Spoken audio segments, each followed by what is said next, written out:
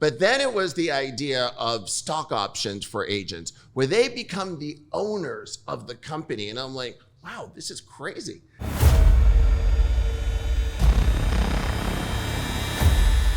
Welcome to the King's Code Podcast.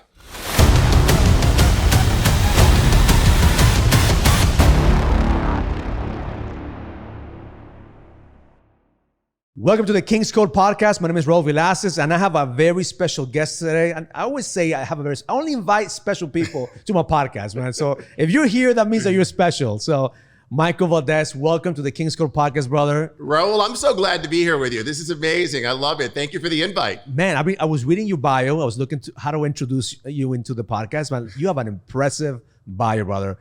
I've lived a while. You work with Deutsche Bank. I did. You had a background with Realogy. Yes. Now you're with EXP, That's right. and you have over 78,000 agents Actually, worldwide. we have 80,000 agents as of yesterday. Awesome. Yeah, Congratulations, it keeps bro. going. It keeps going. Yeah. It keeps growing. But the impressive thing about this, and the reason I want you to be in this podcast, is because everything you're doing right now is game changing. It truly is. It's game, and especially now in this market that we're in right now, being in real estate.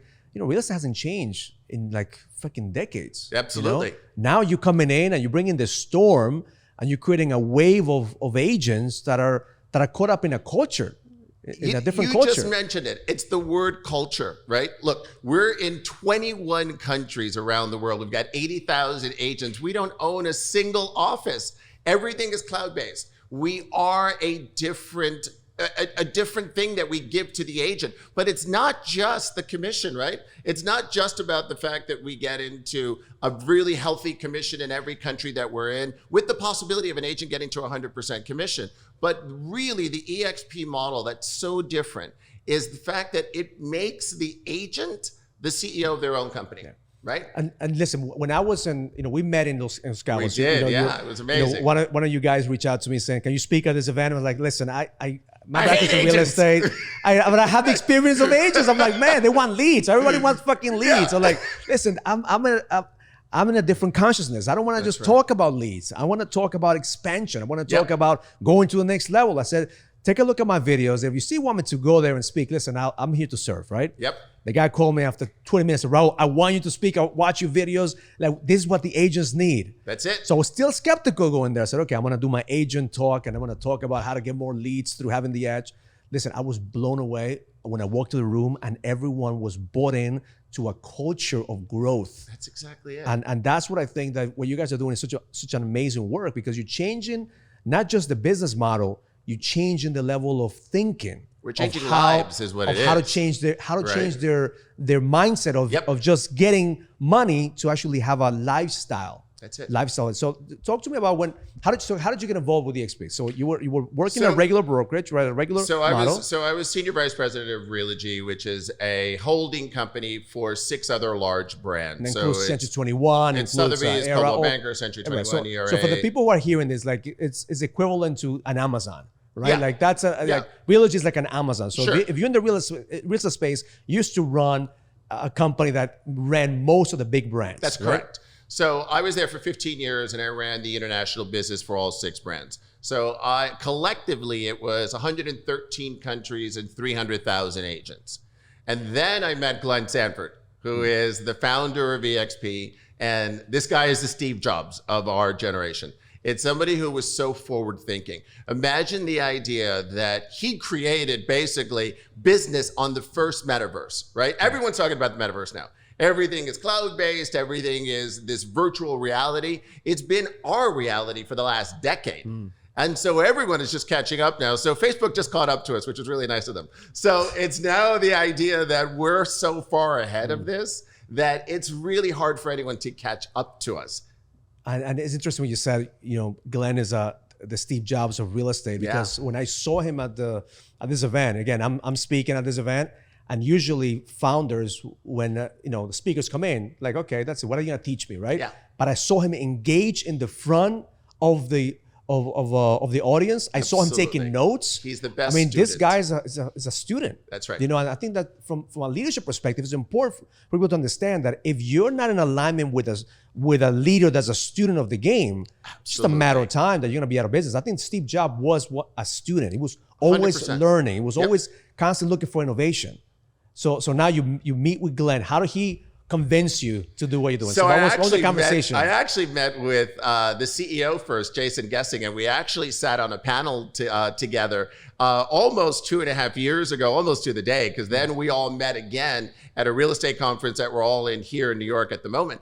And so we met there 2.5 years ago. And so the conversation started with, would you ever be interested on an EXP Global conversation? And I said, I have no idea, but I'll have coffee with anybody. And so I started hearing about what their model was. And it was so fascinating because it wasn't just about commissions, which is where everyone sort of goes to. But then it was the idea of stock options for agents, where they become the owners of the company. And I'm like, wow, this is crazy. And then it's the idea of anyone that you share the story with, you're going to participate in their success. I was just like, well, hold on. This is a game changer. Where you look at, instead of the brand leading in front, the agent becomes the brand. I was like, whoa. You're not falling in love with your product, you fall in love with your customer, you fall in love with your people. 100%. You know, and it's funny because when we talk about the 80,000 agents, we talk about lives changed. We don't talk about agents added. And that's a completely different mindset.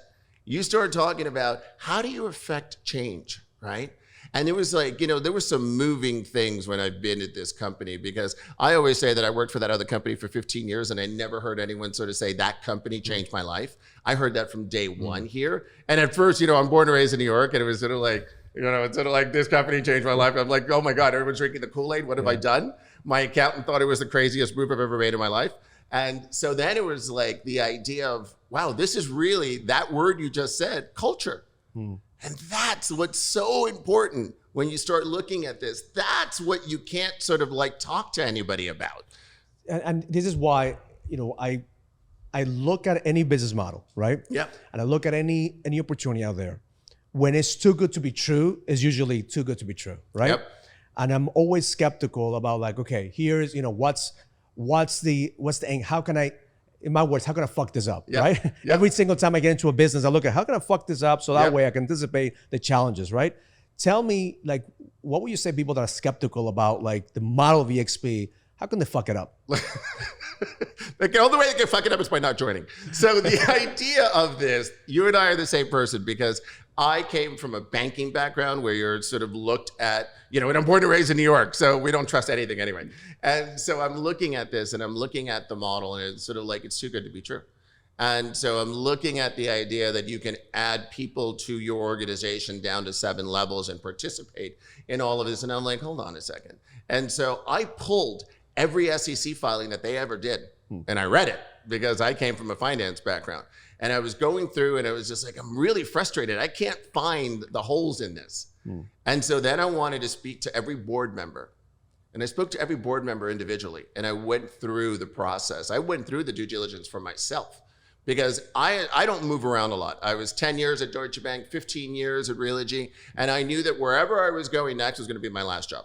I wasn't going to go anywhere else. And it was the idea that I'm going to build something, and if I believe in it, I'm all in. And so when I really realized, wow, this is actually real, and we were able to grow exponentially. In less than 2 years' time, we've opened 18 countries around the world. Through the pandemic. Without ever getting on a plane.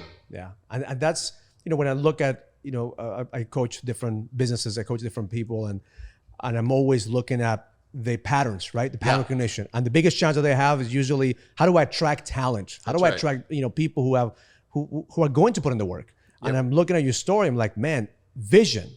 That's it. Like we thought of vision. I mean, you saw the vision. You saw somebody who had a Steve Jobs vision. You saw where the trends were happening. You saw when the market was going, and then you also doubled down on you.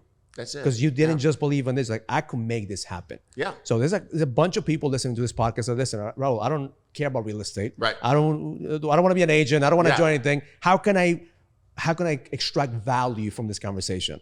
So let's talk about when you're making a decision to do something as drastic as you, a safe 15-year career. Sure. So maybe some people right now listening, like, I have a 15-year business. Yep. I'm not being driven anymore. I'm not That's seeing the light at the end of the tunnel. How do you make that decision to actually take a risk? Say, hey, I need to do something different. I need to bring in innovation to it. How did you justify that in your mind? I think I was raised with it. So my dad was Cuban. He was part of Batista's cabinet. He was one of his attorneys. And he was actually a political prisoner and was released during the Bay of Pigs in a prisoner exchange program, all before I was born. And so he actually was raised with that mindset, right? When he came here to New York and continued his career here, it was difficult. It was really difficult. And so, but he succeeded again. And it was that thing that tomorrow's never promised, right? And so when I was 24, I was actually diagnosed with colon cancer. And so for me, it was one of these things where, okay, now you're not supposed to test your own mortality at 24, right? And so the idea was, okay, then now it's really sort of doubling down on tomorrow's never promised, right? So every day is another gift. And so that was over 30 years ago now. And when you start looking at something like that, when you're safe is the worst place you could ever be. I always say that. Because then nothing happens. It's like comfort is death for the man and woman who are driven. Correct. For the high achievers, being comfortable, that's when you go to die. That's right. You know, so now how do you, because I have a process, and I think, you know, when you were at the event, I share my process where I pretty much tap into my darkness every single day. I visualize my kids, I visualize my family dying, right? Because fear is in the mind. That's right. right. So we have to really tap into the fear. And then once you visualize that, once you realize that, okay, death is inevitable, what are you gonna do about it today? You have 24 hours. Are you gonna fucking show up? Or are you gonna fucking make excuses? Are you gonna go all in, or are you gonna be comfortable? That's it. So what was your moment that, like, fuck, I need to do something different because I feel like I'm dying here. I am not growing because I'm dying. Listen, that's how I got to EXP, was because I was in a safe zone. I could have phoned in my job the last 2 years I was there, right? And it was doing great, you know? It's sort of like, but I could have phoned it in. It was sort of like, I wasn't excited and I needed to be. I didn't feel alive anymore. And that's what I think most people lose the edge when they miss that drive. 100%. They don't feel alive as well. So now going to to be honest with you, that's what happened to me. In real estate, I used to wake up every day thinking, man, I get paid to do this? This is fucking awesome, right? Yeah. Then after I get paid, I don't get paid enough to do this shit. Right? So you go from like, man, I get paid to do this to like, I don't get paid enough to do this, right? But then I was missing that drive. I was missing that passion. So now you found this. Now where's the vision? Like now that you have this vision, now you have this drive, how do you avoid not getting burned out? Because I know like guys like you and I, we don't stop. We continue to go all in. How do you avoid not getting burned out? What do you do? Here's what it is. It's like, so with my old job, right? I looked over 113 countries. I've opened up 18 countries here. I'm just getting started. I'm just getting started, right? It's like we start looking at the fact, I think we were at like 30,000 agents when I joined 2 years ago. We're at 80,000 agents now. We'll be at 100 before the end of the year. When we start looking at this thing, when we're now looking at event space where we have to go into arenas because of this, I already sort of see the vision where we're going to be within 5 years' time, where we're going to have a stream of arenas around the world, because that's where we're going to have to fit in. We're going to have to fit into stadiums at this point, right? And so after we get through, by the way, the largest real estate company in our industry is only at about 180,000 agents, and they had about a 40-year head start. Wow. And so we're already going to be at half that size by the end of this year, and we'll surpass them right after that. Yeah. So we'll be the largest real estate company in the world, period. And we're the largest independent company now in the world. So the goals just keep increasing. So that's what's exciting for me, because it's not just about the winning. The winning is great. We're very competitive. So the winning is great, but it's who wins at the end, right? Right now, you've got 80,000 people winning. You'll have 100,000 people winning. It's impact. And it's the impact of that. You know, when we opened up in Mexico, our leader in Mexico said, my country needed this model. That was so impactful. We're a real estate company. And when you start talking about how you affect not only yourself, your family, and your community, but to start thinking about my country needed this, that was a huge statement.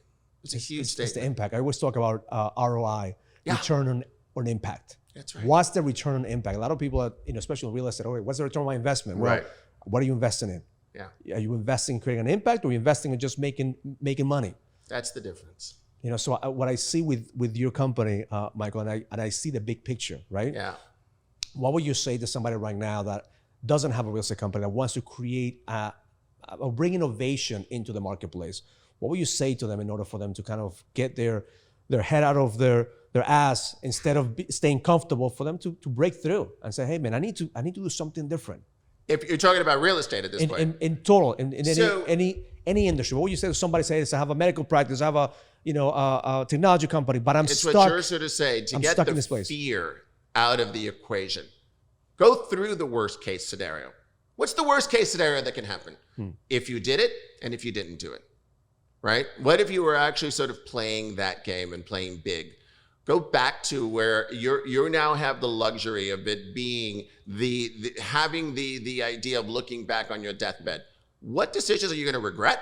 And which ones are you going to actually sort of say, I'm so glad I did that? And I think not a lot of people think about that. And the pandemic has allowed us to actually feel that. Of course. Because I don't know what happened in your experience with the pandemic, but the pandemic really exposed a lot of weaknesses with my wife and I. We got sick with COVID, and my wife started having liver failure. Oh, wow. And that was, imagine, all these years, Sure. I've been practicing my ritual, visualizing my wife and my kids dying, right? And now, oh shit, Wow. like this is fucking real, right? Yeah. This could happen.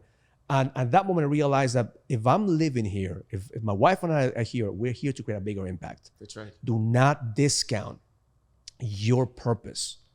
No matter how much money you make, is your purpose. Why are you here on this earth? Who's gonna be better off because you're here? And most important, who the fuck is going to be impacted by your excuses? Yeah. Sometimes we focus on all the shit that's going on in our lives instead of focusing on what we could do if we got out of the excuses mentality. So following on that, if you start picturing your funeral, who will be there and what will they say about you? And work backwards. Yeah, that's what changed the game. That's right. That's what changed the game. Listen, brother, I appreciate you being here, man. Oh, brother, thank you so much. This is so much great. value. If you listen to this, you. One thing you have to understand is innovation doesn't happen without overcoming fear. Innovation happens the moment that you realize that you being in that stuck mentality is just your attachment to having control, an attachment to just be comfortable. Get out of your fucking comfort zone and create a bigger impact. Return on impact. That's what we're here for. Thank you, brother. Appreciate That's awesome. Thank you so much. Thank you, brother. Appreciate you. Learn it, live it, experience it. Love life. If you're ready to find the edge, go to kingscodebook.com to get the latest copy of my book, The King's Code. This book will help you find the clarity, the certainty, and the purpose that you need in order for you to lead with power. Go to kingscodebook.com and find your code to the edge now.